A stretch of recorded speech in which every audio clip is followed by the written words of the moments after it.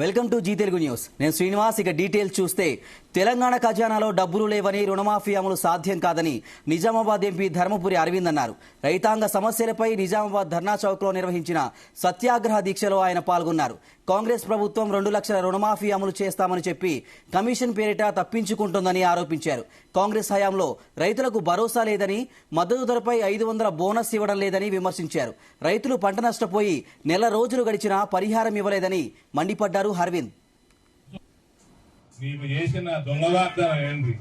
రైతుల అకౌంట్లలోకి ఎకరానికి రూపాయలు 15,000 చొప్పున తక్షణమే మళ్ళీ ఇప్పుడు ఆ రైతు బంధుకు పేరేదో పెట్టిండ్రు. ఏంటది? రైతు భరోసా అని పెట్టి 10,000 అది 15,000 చేస్తా అన్నారు. చేస్తా అన్నారు కదా, అది 10,000 ఇచ్చుడే దిక్కులేదు. ఫస్ట్ ఇన్స్టాల్మెంట్లే పడలే. వీళ్ళు నేను చెప్తున్న రైతులందరూ రైతు సోదరులు ఉన్నారు. కాంగ్రెస్ పార్టీ మీకు 15,000 ఇయ్యదు. ఇంతకుముందు వస్తున్న 10,000 కూడా సరిగ్గా ఇయ్యదు. వాళ్ళ దగ్గర పైసలే లేవు, రాష్ట్రంలో ఖజానాలో పైసలు లేవు. ఉన్నా కూడా పొంగులేటి శ్రీనివాస్ రెడ్డికి కాంట్రాక్ట్ పైసలు ఇస్తాడు, కోమటిరెడ్డి వెంకటరెడ్డికి 100 కోట్ల ఆయన కాంట్రాక్ట్ కంపెనీకి ఇస్తాడు. కానీ మనకు ఎలక్షన్లలో 100 కోట్లు ఖర్చు పెట్టిన కాంగ్రెస్ నాయకులకి బిల్లులు చెల్లిస్తారు, కానీ రైతుకు మాత్రం రైతు బంధు ఇయ్యడు. ఇంకోటి 2 లక్షల రూపాయల రుణమాఫీ. ఏమేనన్నా డిసెంబర్ 9కి ప్రమాణ స్వీకారం చేస్తున్న నేను రాగానే 500 రూపాయలు బోనస్ ఇచ్చి వరి కొంటా అన్నాడు. డిసెంబర్ 9కి వేయలే, 4 రోజులు ముందే వేసిండు. మళ్ళీ కుర్చీ కూర్చుకుంటాడని 4 రోజులు ముందే వేసిండు. కానీ రుణమాఫీ 500 రుణమాఫీ నా డిసెంబర్లో వేయలే, నా ఈ పంటకి ఎండాకాలం పంట, వర్షాకాలం పంటకి వేయలే, ఎండాకాలం పంటకి ఎత్తలేడు. రేవంత్ రైతుకు మోసం చేసినవా? నీ కుర్చీకి గ్యారెంటీ లేదు చెప్తున్నా. రైతు పొట్ట కొడుతున్నావు నువ్వు, రైతు పొట్ట కొడుతున్నావు. నీ పాపం పండి రోజులు తొందరలోనే ఉంటాయి. రాజ్యాంగంలో 5 ఏళ్ళు ఉన్నది, కానీ రైతు రాసిన రాజ్యాంగంలో 5 నెలలు కూడా ఉండవు చెప్తున్నా నేను. రైతు పొట్ట కొట్టకు. నీవు చేసిన దొంగ వాగ్దానం ఏంటి? రైతుల అకౌంట్లలోకి ఎకరానికి రూపాయలు. చేనేత కార్మికులపై కాంగ్రెస్ నేతలు అవాకులు చెవాకులు పేలుతున్నారని మండిపడ్డారు కేసీఆర్. చేనేత కార్మికులు నిరోధులు అమ్ముకుని బతకాలని ఓ కాంగ్రెస్ నేత అన్నారని ఆగ్రహం వ్యక్తం చేశారు. గతంలో చేనేత కార్మికులను అన్ని విధాలా ఆదుకుంటామన్న కేసీఆర్ వారికి సాయం చేయకపోతే రాష్ట్రాన్ని రణరంగం చేసి ఫుట్బాల్ ఆడుతామని హెచ్చరించారు. బడి పిల్లలకు బ్రేక్ఫాస్ట్ పెట్టినాం మేము. ఎన్నో మంది లక్షలాది మంది పిల్లలు పాపం పేదవాళ్ళున్నారు. బ్రేక్ఫాస్ట్ పెట్టమని చెప్పినాం. దాని ఇంటర్మీడియట్ కాలేజీలో కూడా వర్తిస్తామని చెప్పినాం. ఆ బ్రేక్ఫాస్ట్ కూడా బంద్ పెట్టారు. చిన్న పిల్లలకు పెట్టిన బ్రేక్ఫాస్ట్ బంద్ చేయడం రెఫరెండమా? ముఖ్యమంత్రి గారు గదెందుకు బంద్ చేసినావు? పోరాలను నోరెందుకు కొట్టినావు నాకు అర్థం కాదు. ఓవర్సీస్ స్కాలర్షిప్ బంద్ పెడతావు, బ్రాహ్మణ పరిషత్ నిధులు బంద్ పెడతావు, చేనేత కార్మికులకు బంద్ పెడతావు, చివరికి బ్రేక్ఫాస్ట్ కూడా బంద్ పెడతావు. మరి ఏం నడుపుతున్నారు మీరు నాకు అర్థం కాదు. ఎవరికి ఇస్తున్నారు డబ్బులు? ఏం చేస్తున్నారు? ఏం జరుగుతా ఉంది? ఇంకా దీని మీదికెళ్ళి కథ ఏంటంటే, రైతు బంధు అడిగితే ఒక మంత్రి ఏమో చెప్పుతోని కొట్టున్నట్టు. చెప్పుతోని కొడతారా? నేను ఇదివరకే చెప్పిన రైతులకు కూడా చెప్పులుంటాయి, బందోబస్తు ఉంటాయి. తిక్క ఉట్టుకొచ్చిన వాళ్ళు మరైతే మీ గతి ఏమవుతుందో ఆలోచించుకోండి అని చెప్పిన నేను. సిరిసిల్లలో కార్మికులు చచ్చిపోయే పరిస్థితి ఉందా? ఆత్మహత్యలు మళ్ళీ మొదలయ్యేటట్టునేని అడిగితే ఇంకో కాంగ్రెస్ వాడు అంటాడు, ఏం పోయింది వాళ్ళ నిరోధులు అమ్ముకొని బతుకమన్నది, పాపడాలు అమ్ముకొని బతుకమని అంటాడు. నిరోధులు అమ్ముకొని బతకన్నారా? కుక్కల కొడుకులారా మీరు? మనుషులా మీరు? లక్షలాదిగా ఉండేటువంటి చేనేత కార్మికుల మనోభావాలు దెబ్బతీస్తారా మీరు? మీరు ఇస్తే ఇచ్చిండ్రు, పీక్తే బీకిండ్రు, ఇవ్వకపోతే సాత కాకపోతే ఇవ్వకుండా. కానీ నిరోధులు అమ్ముకొని బతుకుండ్రి, పాపడాలు అమ్ముకొని బతుకున్నట్టు వాళ్ళు మనుషుల్లా కనబడతలేరా? గర్జిస్తారు బిడ్డ.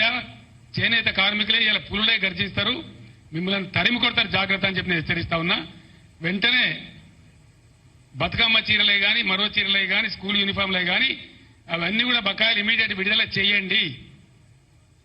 నేను చేనేత కార్మికులు చెప్పిన అవసరమైతే మా పార్టీ నుంచి డబ్బులు ఇస్తాం వకీళ్ల ఫీజులు, మీరు భయపడేదేం లేదు, కోర్టులో గుంజుదాం, కొట్లాడదామని కూడా చెప్పినాం.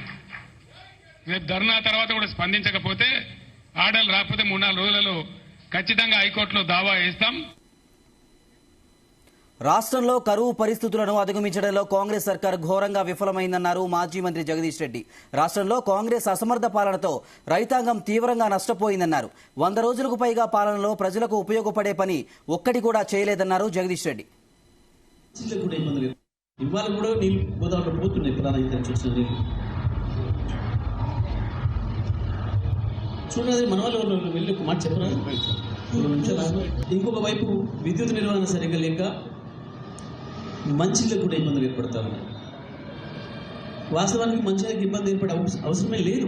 తెలంగాణలో ప్రతి ఊరికి, ప్రతి పట్టణంలో, ప్రతి వార్డుకు, ప్రతి ఇంటికి, ప్రతి గిరిజన తండాలు, ప్రతి గూడుగూడెంలో 10 ఇండ్లు ఉన్న దగ్గరికి కూడా భగీరథ లైన్ వేసి గత 5 సంవత్సరాలు నీళ్ళు చూపించినాం. మేము విద్యుత్ 24 గంటలు అన్ని రంగాల వినియోగదారులకి విద్యుత్తును అందించడం, నాణ్యమైన విద్యుత్తును అందించడం, మొత్తం రాష్ట్రంలో ఉన్న 1 కోటి పైగా ఇళ్లకు మంచినీళ్ళకు కూడా అందించాం. మేము ఇచ్చిన వాటిని కూడా సరిగ్గా నిర్వహించే పరిస్థితి లేక ఇవాళ విద్యుత్తు సరైన సక్రమైన పద్ధతిలో అందించకపోవడం వల్లనే నీళ్ళు ఇవ్వలేకపోతున్నామని చెప్పి నీటిపారుదల శాఖ అధికారులు చెప్తున్నారు, ఆర్డబ్ల్యూఎస్ అధికారులు చెప్తున్నారు, బయలుదేరి అధికారులు చెప్తున్నారు. కరెంటు మొత్తం 24 గంటల కరెంటు ఉంటేనే, అనుకున్న పద్ధతిలో మోటార్లు నడిపితేనే మేము అన్ని ట్యాంకులు నింపగలుగుతాం. లేదా ఏమాత్రం తక్కువ ఉన్నా హెడ్గేన్ కాక మిగతా ట్యాంకులకు ఎక్కువ ఇబ్బంది ఉంటుంది సార్ టెక్నికల్గా చెప్తున్నాను. వాళ్ళు ఈ ప్రభుత్వానికి ఆ సోయి లేదు, అవగాహన లేదు, కనీసం తెలుసుకునే ప్రయత్నం కూడా చేయలేదు. ప్రభుత్వంలోకి వచ్చిన మొదటి రోజు నుంచి పరిపాలన ఎట్లా చేయాలి, గత ప్రభుత్వం ఏం చేసింది, లేదా ఇటువంటి పరిస్థితి వచ్చినప్పుడు గతంలో ప్రభుత్వం నుంచి ఏం ఆదేశాలు ఉండే, ఏం చేసినా అధికారులను అడిగి తెలుసుకొని చేయాలి. కానీ ఏది లేదు. ఎట్లా దూసుకోవచ్చు, ఏం చేయొచ్చు, ఎట్లా సంపాదించాలి, ఎట్లా తీసుకుపోయి ఢిల్లీలో కట్టి రావాలి. రాష్ట్ర ముఖ్యమంత్రి ఇక్కడ సగం రోజులు ఉంటే సగం రోజులు ఢిల్లీలో ఉంటున్నాడు. వీడికి వచ్చిన రోజులు వసూళ్ళు, అక్కడికి పోయినప్పుడు కట్టి వచ్చే లెక్కలు. సామంతరాజులు కట్టిన పద్ధతుల్లో తెలంగాణ డబ్బులన్నీ దోసుకుపోయి ఢిల్లీ కట్టడం తప్ప. నరసాపురం ఎంపీ రఘురామకృష్ణరాజు టీడీపీలో చేరారు. పాలకులు సభలో టీడీపీ అధినేత చంద్రబాబు సమక్షంలో ఆయన పార్టీలో జాయిన్ అయ్యారు. రఘురామకృష్ణరాజుకు టీడీపీ కండువా కప్పి పార్టీలోకి సాదరంగా ఆహ్వానించారు చంద్రబాబు. చంద్రబాబు చొరవతో మళ్లీ ప్రజల ముందుకు వచ్చారన్నారు రఘురామ. చంద్రబాబు ప్రజల రుణం తీర్చుకుంటారని చెప్పారు. జూన్ 4న చంద్రబాబు, పవన్ ప్రభంజనం సృష్టించబోతున్నారన్నారు. పాలకొల్లు ప్రజాగళం సభలో ఈ వ్యాఖ్యలు చేశారు రఘురామ. అందరినీ కోరుకుంటున్నా,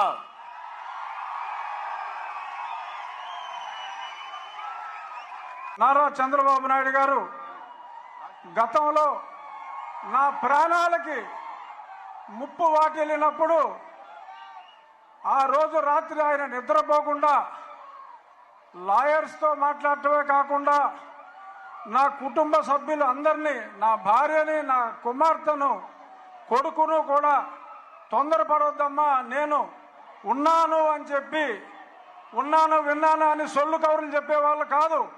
నిజంగా ఆయన నాకు ఉన్నారు, నిజంగా ఆయన నా ఆక్రోశం విన్నారు కాబట్టి ఇప్పుడు ఆయన చెప్పినట్టు నేను మీ ముందు బ్రతికున్నా. సో కాబట్టి నేను ఆయనకి ఎంతో రుణపడి ఉన్నాను. ఇక నుంచి కొన్ని కారణాల వల్ల నేను 4 ఏళ్ళు దూరంగా ఉండవలసి వచ్చింది. అయినా చంద్రబాబు నాయుడు గారి చొరవతో ఈరోజు నేను మళ్ళీ మీ ముందుకు రావడం జరిగింది. ఎప్పుడూ నేను ముందుగా చంద్రబాబు నాయుడు గారికి, అలాగే మీ అందరికీ నేను రుణపడి ఉంటాను. మీ రుణం నేను తీర్చుకుంటాను. అతి త్వరలో జూన్ 4వ తారీఖు ప్రభంజనం సృష్టించబోతున్నారు నారా చంద్రబాబు నాయుడు గారు. అలాగే ఆయనకి తోడుగా పవన్ కళ్యాణ్ గారు, పైన నరేంద్ర మోడీ గారు. ఈ కలయిక నేను సంవత్సరంగా చెప్తున్నా, త్రిమూర్తుల కలయిక ఉంటుంది అని. అందులో బ్రహ్మ మోడీ గారైతే, విష్ణుమూర్తి మన చంద్రబాబు నాయుడు గారు, పరమశివుడు పవన్ కళ్యాణ్ గారు, సైన్యం మనం అందరం. జై తెలుగుదేశం. ఖమ్మం జిల్లాలో వాహన ఫైనాన్సర్లు రెచ్చిపోతున్నారు. ఫైనాన్స్ కట్టకపోతే దాడులకు పాల్పడుతున్నారు. బైక్ ఫైనాన్స్ కట్టలేదని రాజస్థాన్కు చెందిన ఓ యువకుడిని పరిగెత్తించి రాళ్లతో కొట్టారు. మోహన్ సాయి ఫైనాన్స్ వ్యక్తులు ఈ క్రమంలో భయంతో పారిపోతుండగా ప్రమాదవశాత్తు ఖానాపురం మినీ ట్యాంక్ బండ్లో పడి మృతి చెందాడు యువకుడు. ఫైనాన్సర్లు యువకుడిని వెంబడించే విజువల్స్ సీసీ కెమెరాలో రికార్డయ్యాయి. మృతుడు రాజస్థాన్ రాష్ట్రానికి చెందిన వినయ్గా గుర్తించారు పోలీసులు.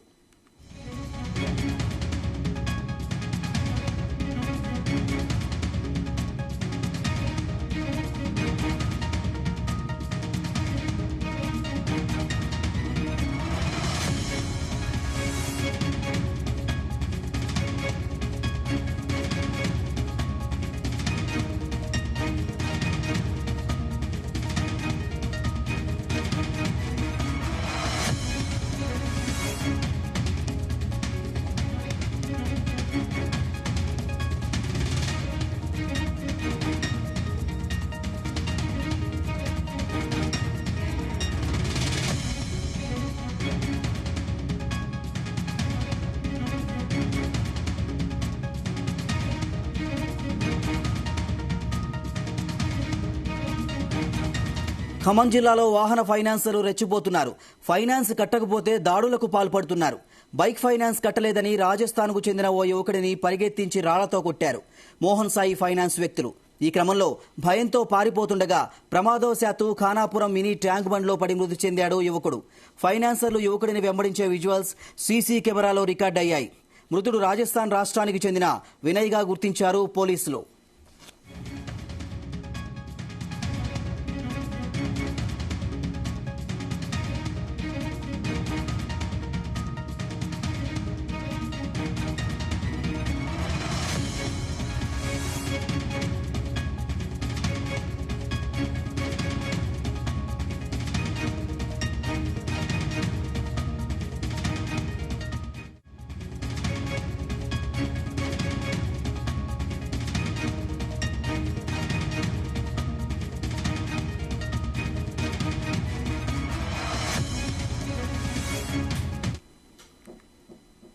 వైసీపీ రాక్షస పాలనలో ఏపీని గంజాయి డ్రగ్స్ కు కేంద్రంగా మార్చారన్నారు నారా భువనేశ్వరి.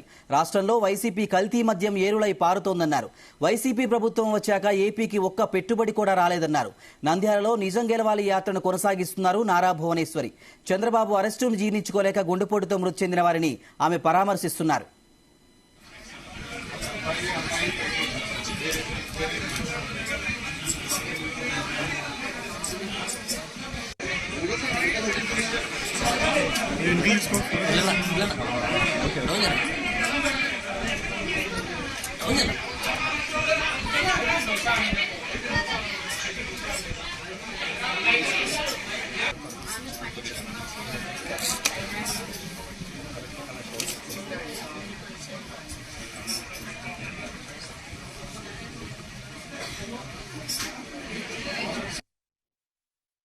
ఎందుకంటే స్పెషల్ నమస్కారం మీ అందరికి. ఎందుకంటే మీరు ఎంత ఎదుర్కొన్నా కూడా మీరు చాలా ఉత్సాహంగా ముందుకు వస్తున్నారు. అదే ధైర్యం నాకు కూడా. ఎందుకంటే చంద్రబాబు నాయుడు గారు నన్ను ముందుకు పంపించినప్పుడు నిజం గెలవాలని ఒక అడుగు నేను వెనక్కి వేశాను. ఎందుకంటే ఈ రాక్షస పాలన చూసి మా శ్రేయోభిలాషులు వెళ్ళొద్దన్నారు. కానీ లోకేష్ చంద్రబాబు నాయుడు గారే చాలా ధైర్యం చేసి వెళ్ళినప్పుడు నాకేంట్లే అనుకుని ముందుకేసాను, కొంచెం భయంతో. కానీ ముందు వెనకాల నన్ను నడిపించేది మీరే. ఈ కార్యకర్తలే నన్ను నడిపిస్తున్నారు.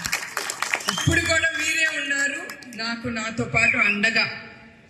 నాకు ధైర్యం ఇచ్చింది మీరు.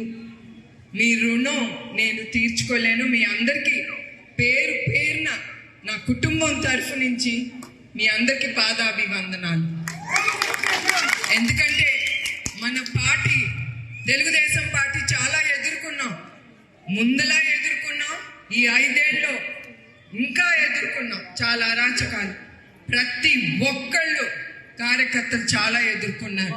చాలా మంది వాళ్ళ జీవితాలు త్యాగాలు చేశారు ఈ రాక్షసు పాలనతో. అది మనం మర్చిపోకూడదు ఒక్కొక్క కార్యకర్త. అదే నేను కోరుతున్నాను. ఆ ఖచ్చితమైన ఈ రాక్షసుల్ని మనం ఎదుర్కొని మనం ముందుకు వెళ్ళాలనేదే మీ జయం, మీ లక్ష్యంగా పెట్టుకోవాలి. మీరే కాదు, ప్రజలు కూడా చాలా ఎదుర్కొంటున్నారు. మీరే ఆలోచించి ఇంకా వెనక్కి అడుగేసేది లేదు. మనం అందరం ముందుకెళ్దాం, మన నిజాన్ని మనం గెలిపించుకుందాం. అట్లానే మీ అందరికీ ఎన్నికల వేళ వైసీపీకి షాకుల మీద షాకులు తగులుతున్నాయి. నేతలంతా ఆ పార్టీని ఒక్కొక్కరుగా వీడుతున్నారు. తాజాగా మరో కీలక నేత వైసీపీకి గుడ్ బై చెప్పారు. వైసీపీ ప్రాథమిక సభ్యత్వానికి, ఎమ్మెల్సీ పదవికి హిందూపురం నేత అహ్మద్ ఇక్బాల్ రాజీనామా చేశారు. ఈ మేరకు సీఎం జగన్ కు లేఖ పంపారు. ఎమ్మెల్సీగా తన రాజీనామా లేఖను శాసనమండలి చైర్మన్ కు పంపారు ఇక్బాల్.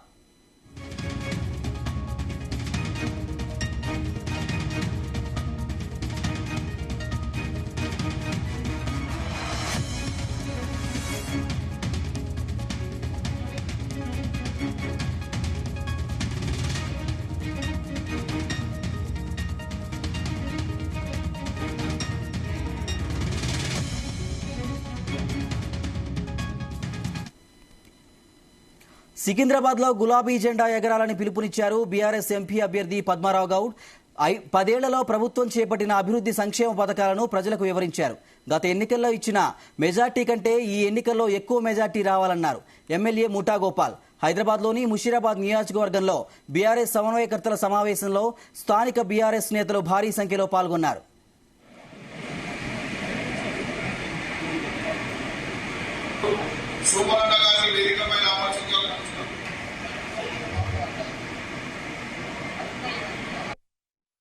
పని చేయాలి, గెలిపించుకోవాలని అంటా ఉన్నాం.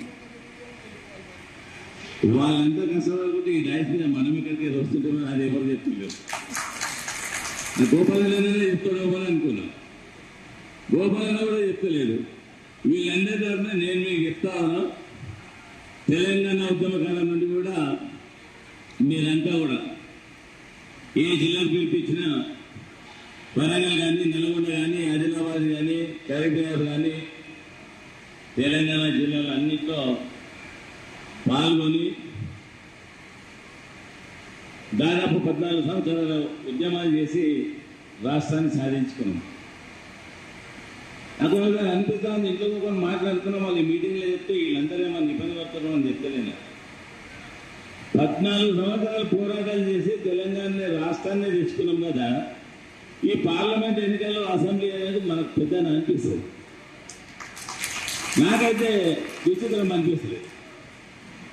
ఆ ఉద్యమాల మాట ఈ ఎన్నికలకు దానికి దీనికి అసలు పొందనే లేదు. 14 years మనం కష్టపడ్డాం అందరం, మీరు, మేము, నాయకులంతా అందరం. మొన్న ఈ మధ్యన కేసీఆర్ ఆమె నగరం మేయరు వీళ్ళంతా పోయి కాంగ్రెస్ పార్టీలో జాయిన్ అయ్యారు. ఒక ఇంటికి 3 పదవులు, అవే ఏం పదవులు? అత్యున్నతమైన పదవులు అవి. హైదరాబాద్ మేయర్ అంటే భారతదేశంలో ఎక్కువ దాకా హైదరాబాద్ సిటీ మేయర్. కేసీఆర్ అన్నకు మేమంతా కేసీఆర్ అంటాం పాత్రలంతా. 2 సార్లు రాజ్యసభ మెంబరు. విప్లవ్ ఉన్నది, విప్లవ్ మన ఎంబడే ఉన్నాడు. రోజు పత్రికలలో వస్తా ఉన్నది, సాయంత్రం ఒక న్యూస్ వస్తుంది, పొద్దున ఒక న్యూస్ వస్తుంది. ఆఖరికి నా పక్కకు కూడా గోపాలను కూడా పోతుందని చెప్పింది. నేను ఒక్క ఎమ్మెల్యేలు వదులుకుంటా అందరు పోతున్నారు ఉంటారు. ఇది ఎన్నికలప్పుడు క్రియేట్ చేసి మమ్మల్ని దెబ్బతీయడంలో ఒక భాగమా అని నాకు అనిపిస్తా ఉన్నది. పని చేయాలి, గెలిపించుకోవాలని అంటా ఉన్నాం. వాళ్ళంతా కష్టపడుకుంటే ఈ రైస్ మీద మనం ఇక్కడికి వస్తుంటే అది ఎవరు చెప్తారు. కాంగ్రెస్ ప్రభుత్వం అధికారంలోకి వచ్చి 100 రోజులైనా రైతన్నల సమస్యలు పరిష్కరించడంలో విఫలమైందన్నారు బీజేఎల్పీ నేత ఎమ్మెల్యే మహేశ్వర్ రెడ్డి. నిర్మల్ జిల్లా కేంద్రంలోని ఆర్టీఓ కార్యాలయం ఎదుట సత్యాగ్రహ దీక్ష చేపట్టారు. కాంగ్రెస్ ప్రభుత్వం రైతుల పట్ల నిర్లక్ష్యంగా వ్యవహరిస్తోందని మండిపడ్డారు. 6 గ్యారంటీల అమలులో ప్రభుత్వం పూర్తిగా విఫలమైందని ఆగ్రహం వ్యక్తం చేశారు. రైతాంగాల సమస్యలు పరిష్కరించడం కోసం బీజేపీ పార్టీ పోరాటం చేస్తోందన్నారు. వచ్చే పార్లమెంట్ ఎన్నికల్లో కాంగ్రెస్ పార్టీ 14 ఎంపీ సీట్లు గెలిస్తే రాజకీయ సన్యాసం తీసుకుంటానన్నారు మహేశ్వర్ రెడ్డి. పోరాటం చేస్తుంది, రైతుల గొంతుకై రైతుల పోరాటం, రైతుల కోసం పోరాటం చేసి రైతుల పక్షాన నిలబడేటువంటి భారతీయ జనతా పార్టీ ఈ రోజు ప్రజా గొంతుగా నిలబడుతుంది. మేము ఒకటే చెప్తా ఉన్నాం, ఈ ప్రాంతంలో తెలంగాణ ప్రాంతంలో మీరు ఇచ్చిన హామీలు నెరవేర్చే వరకు, మీరు ఇచ్చిన హామీలు రైతుల కోసం, ఆడపడుచుల కోసం, యువత కోసం, విద్యార్థుల కోసం, ఇక్కడ సమాజంలో ఇచ్చిన ప్రతి హామీ కోసం భారతీయ జనతా పార్టీ ప్రజల గొంతుకై ప్రజల పక్షాన నిలబడి ఖచ్చితంగా ప్రజల పక్షాన పోరాటం చేస్తున్న సంగతిని తెలియజేస్తా ఉన్నాను. రేపు ఖచ్చితంగా టీఆర్ఎస్ ప్రభుత్వం చేసేటువంటి మోసాలను ప్రజలు గ్రహించారు. అదే మాదిరి ఈ రోజు కాంగ్రెస్ పార్టీ ఇచ్చినటువంటి హామీలు నెరవేర్చలేక వైఫల్యాన్ని చూస్తా ఉన్నారు. రేపు కనబడేది భారతీయ జనతా పార్టీ మాత్రమే. రేపు భారతీయ జనతా పార్టీ మాత్రమే ఈ రాష్ట్ర ప్రభుత్వాన్ని ఏర్పాటు చేయబోతున్నది. ఈ రాష్ట్రంలో రేపు వచ్చేది రామరాజ్యం మాత్రమే అని చెప్పి నేను తెలియజేస్తా ఉన్నాను. నేను ఇంకొకటి రోజు నిజంగా రేవంత్ రెడ్డి 14 సీట్లు వస్తాయని చెప్తున్నావు కదా, దమ్ముందా నీకు? ఆ మాట మీద మేము నిలబడతాం. నీకు ఛాలెంజ్ చేస్తా ఉన్నాను. 14 సీట్లు నువ్వు తెచ్చుకునేటువంటి ధైర్యం, దమ్ము నీకుందా? ఒకవేళ ఉంటే నేను నీకు 14 సీట్లు తెలంగాణలో గెలిపిస్తే నేను రాజకీయాలు తప్పుకుంటా. దానికి నువ్వు సిద్ధమని అడుగుతా ఉన్నా. ఈ రోజు భారతీయ జనతా పార్టీ 10 ఎంపీలకు తక్కువగా కాకుండా ఈ తెలంగాణలో 10 నుంచి 12 సీట్లు భారతీయ జనతా పార్టీకి ఇవ్వబోతుందని తెలియజేస్తా ఉన్నాను. కేవలం మాయ మాటలు చెప్పి మభ్యపెట్టి మోసం చేసి అబద్దాల పునాదుల మీద నిర్మాణమైనటువంటి ఈ పార్టీ అబద్దాల పునాదుల మీద నడుస్తున్నటువంటి ఈ ప్రభుత్వం తెలియజేస్తా. మాజీ కలెక్టర్ బీఆర్ఎస్ ఎంపీ అభ్యర్థి వెంకట్రామరెడ్డి 1000 కోట్ల ఆస్తులు ఎలా సంపాదించారని ప్రశ్నించారు. మెదక్ బీఆర్ఎస్ ఎంపీ అభ్యర్థి రఘునందన్ రావు గతంలో కలెక్టర్గా పనిచేసిన ఓ వ్యక్తికి వందలాది ఎకరాల భూములు కొనుగోలు చేశారని ఆరోపించారు. సిద్దిపేట జిల్లా కేంద్రంలోని శరభేశ్వర స్వామి ఆలయంలో రఘునందన్ ప్రత్యేక పూజలు చేశారు. రాహుల్ గాంధీ ఈ జన్మలో దేశ ప్రధాని కాలేరని విమర్శించారు.